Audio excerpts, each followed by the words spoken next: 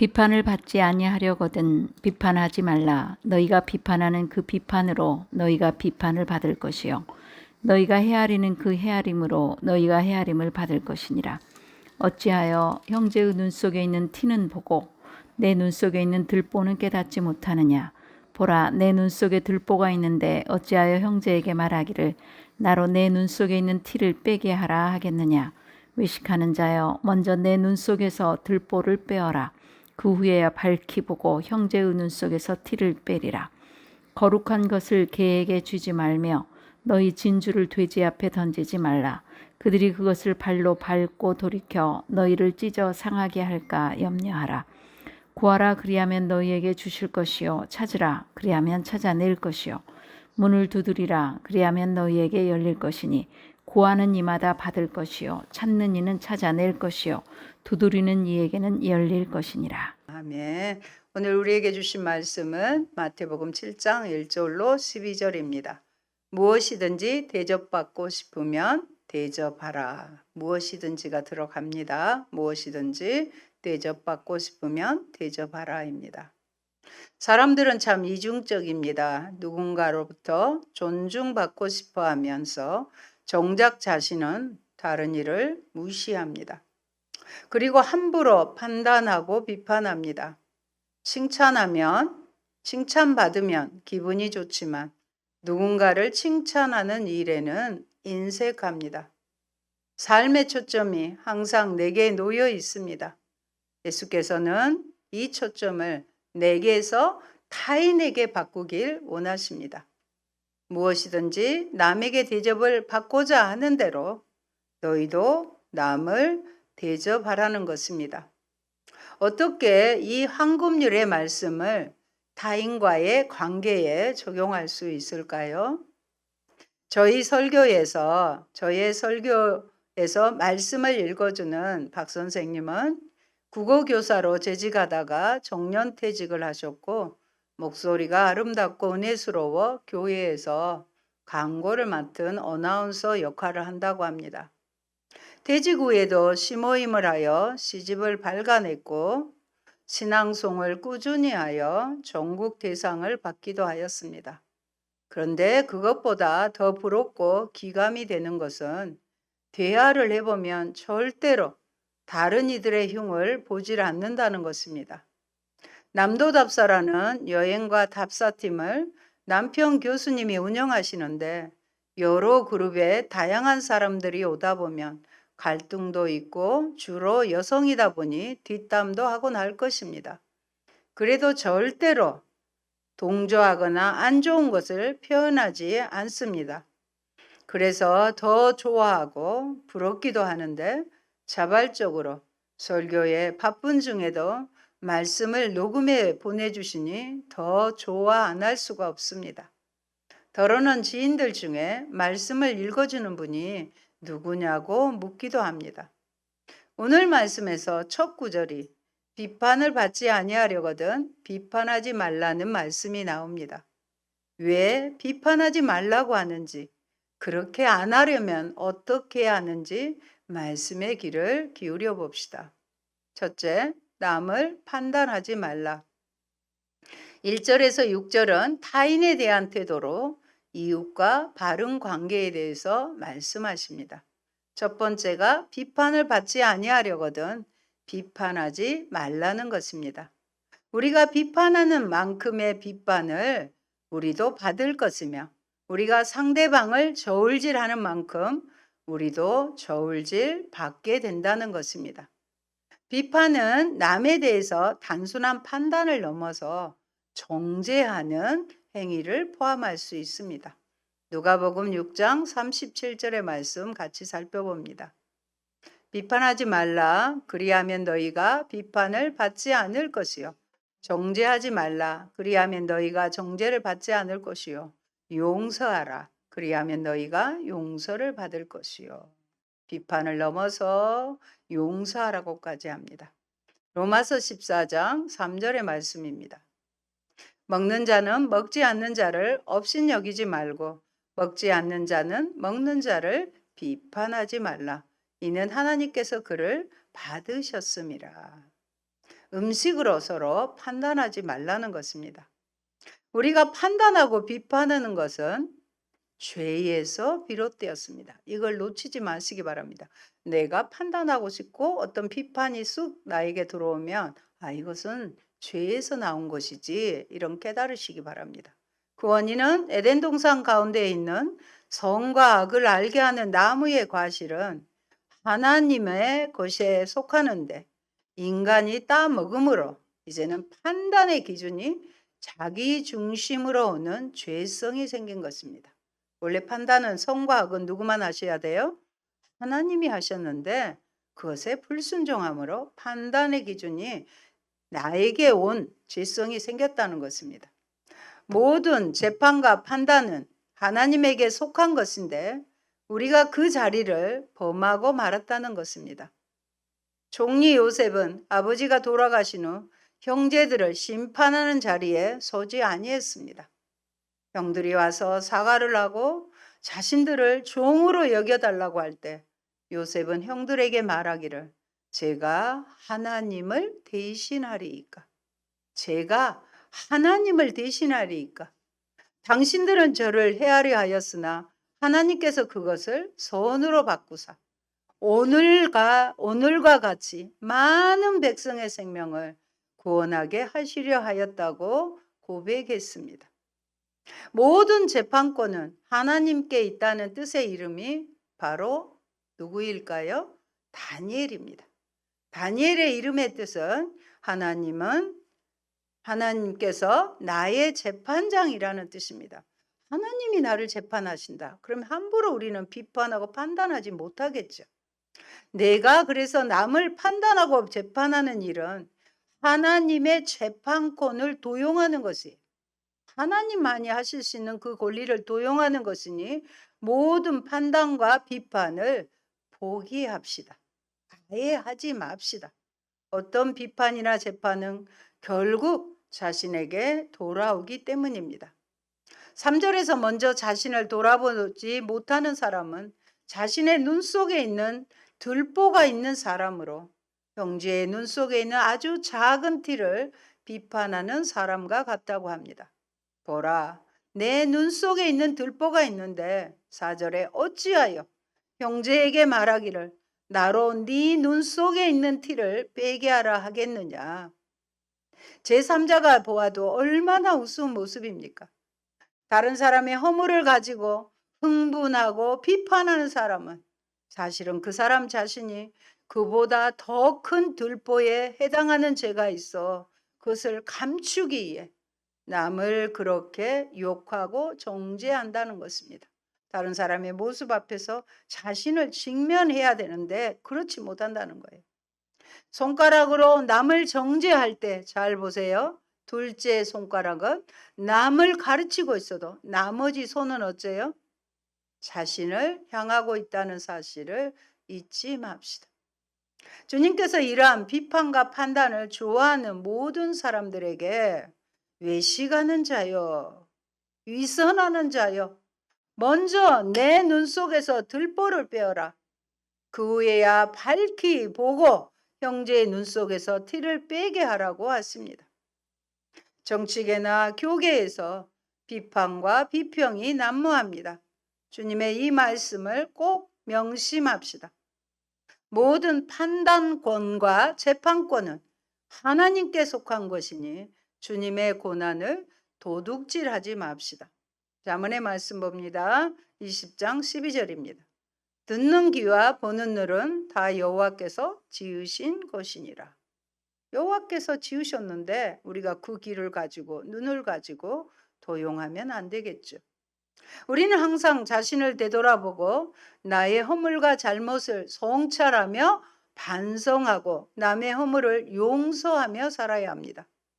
에레미야가 3장 40절에는 우리가 스스로 우리의 행위들을 조사하고 여호와께로 돌아가자 이렇게 권면합니다. 우리가 성찬식 할 때마다 듣는 말씀입니다. 고린도전서 11장 28절로 29절 같이 한 목소리로 읽습니다. 사람이 자기를 살피고 그 후에야 이 떡을 먹고 이 잔을 마실지니 주님의 몸을 분별하지 못하고 먹고 마시는 자는 자기의 죄를 먹고 마시는 것이니라 하면 성찬에 앞서 자신을 살피는 것이 첫 번째라는 것입니다. 예수님께서 금하시는 것은 우리가 심판자의 자리에 앉는 것입니다. 정죄하고 비난하는 사람의 마음에는요, 자세히 살펴보면 내가 의롭다는 교만이 숨겨져 있어. 나는 의로운데 너희들은 그렇지 않다는 것이죠. 스스로 심판자가 되어 재판봉을 내리치고 정죄의 칼을 휘두릅니다. 그러나 그 칼날은 결국은 우리를 향하게 될 것입니다. 누군가를 향한 그 기준으로 내가 판단을 받을 것입니다.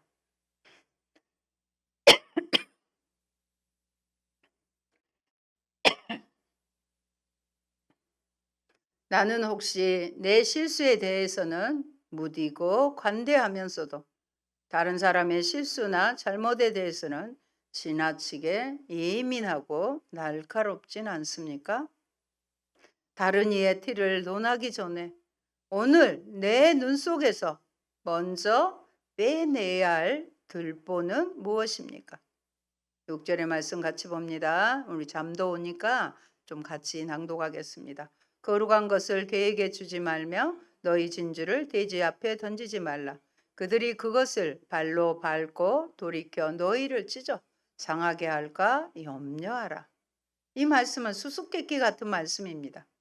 하지만 1절에 정죄에 대한 절대 금지 명령, 절대 하지 말라는 금지 명령 바로 다음에 나오기 때문에 절대적 금지의 한계를 명확하게 해줍니다.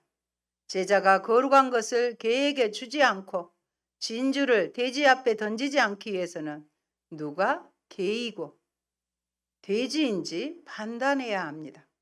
여기서 거룩한 것이란 아마도 제사장들과 그들의 가족만이 먹을 수 있던 거룩한 음식인 것 같습니다.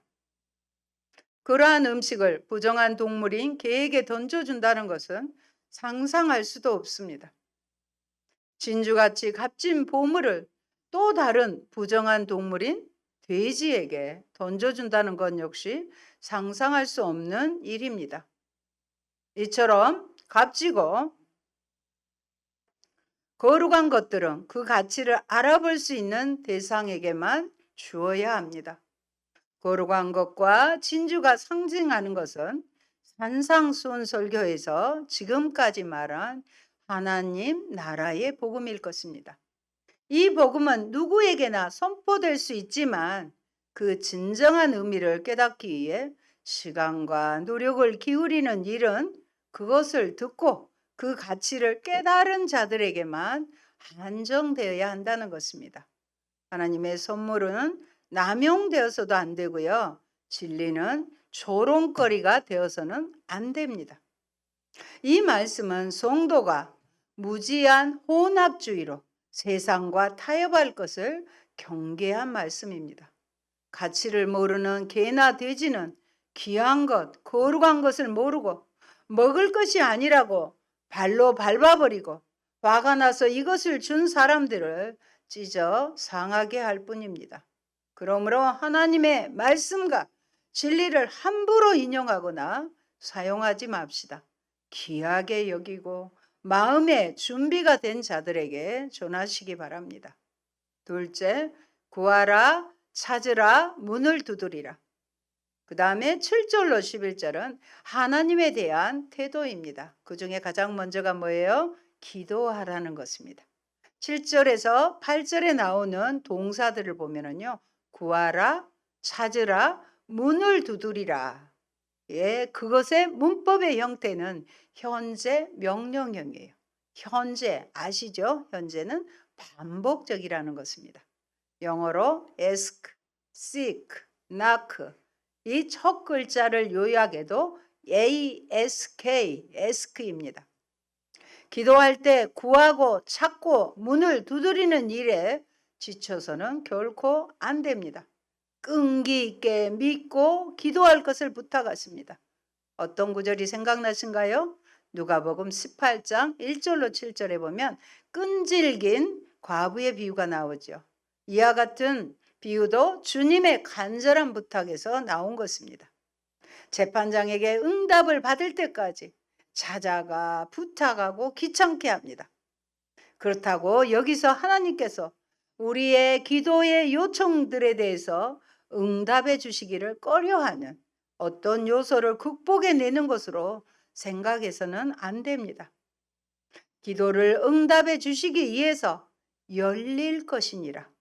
열릴 것이니라는 미래 능동형으로 마침내 문이 열릴 것이라는 뜻입니다. 자동문 여러분 아시죠? 자동문처럼 열려질 것입니다. 구하는 이마다 받고요. 찾는 이는 찾을 것이요. 문을 지속적으로 두드리면 언젠가는 반드시 열릴 것입니다. 여러분, 우리의 자녀 중 하나가 떡을 달라 하면 돌을 주고 생선을 달라 하면 뱀을 줄 사람이 있겠느냐? 주님은 이렇게 물으시면서 너희가 악한 사람이라도 좋은 것으로 자식에게 줄 알거든. 하물며 하늘에 계신 우리 아버지께서 구하는 자에게 어떤 것으로? 좋은 것으로 주신다는 것입니다. 우리가 기도할 때 그래서 구체적으로 간구해야 합니다. 주님께서는 우리가 구한 것 이상으로 많고 좋은 것을 주시기를 기뻐하십니다. 우리의 아버지이시기 때문에 그렇습니다. 그래서 우리는 주실 때까지 구하고 찾을 때까지 찾을 것이요. 문이 열려질 때까지 문을 두드려야 합니다. 포기하지 맙시다. 첫 번째 하나님과의 관계에서는 무엇하라? 기도하라고 하는 것입니다. 셋째, 황금률입니다. 12절 말씀을 황금률이라고 합니다. 지금은 마태복음 5장에서 7장까지 가르치신 교훈의 요절이요. 일반적인 개요가 됩니다. 제자도의 요구에 대한 일반적인 결론이며 산상수훈의 전체의 요약이자 절정인 말씀이 12절의 말씀입니다. 그러므로 무엇이든지 남에게 대접을 받고자 하는 대로 너희도 남을 대접하라.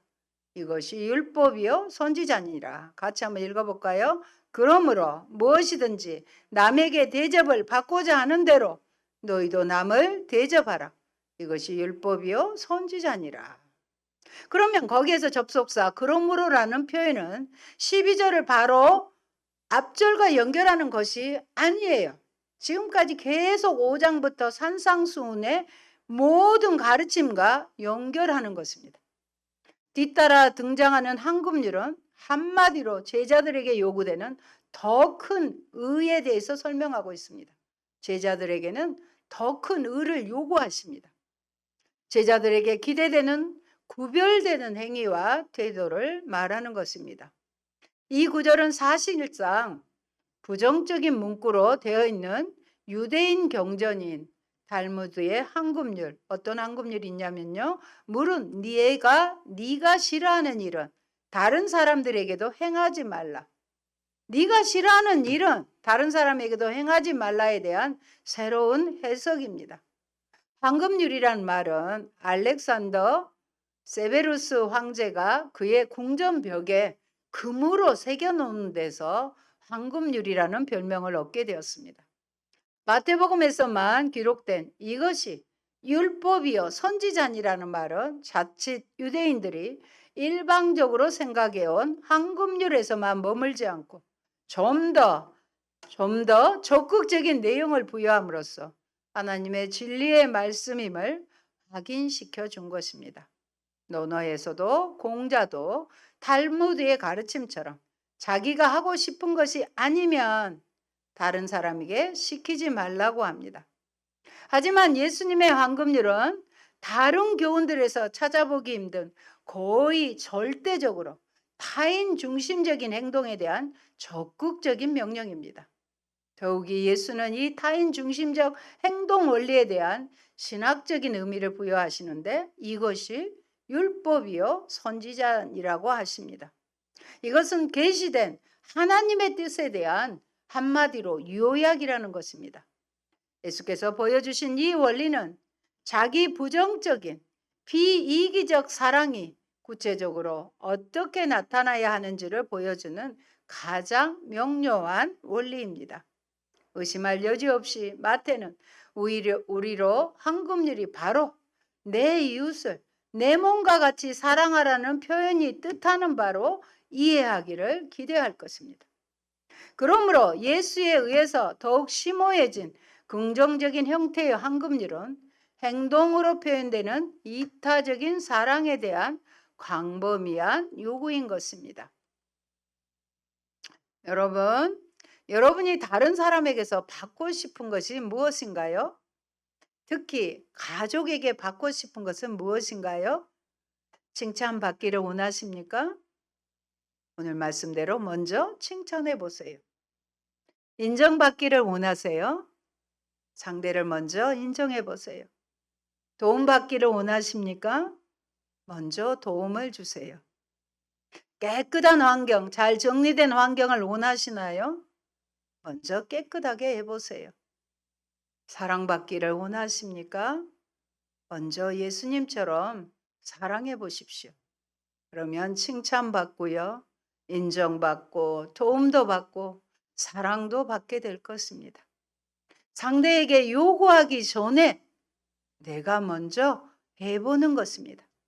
그렇게 하고 싶지 않으면 대접받으려는 마음을 아예 갖지 마시기 바랍니다. 그것이 오늘 말씀에서 주님이 하시고 싶은 말씀입니다. 오래전부터 국내에서 수많은 사람들에게 감동을 주는 암 전문의 원종수 박사의 신앙 간증 이야기입니다. 저는 오래된 세대라 이 간증을 너무나 잘 알고 있는데요. 지금 세대는 잘 모를 것입니다. 그는 1951년 대전에서 4남매 중 막내 독자로 태어났습니다.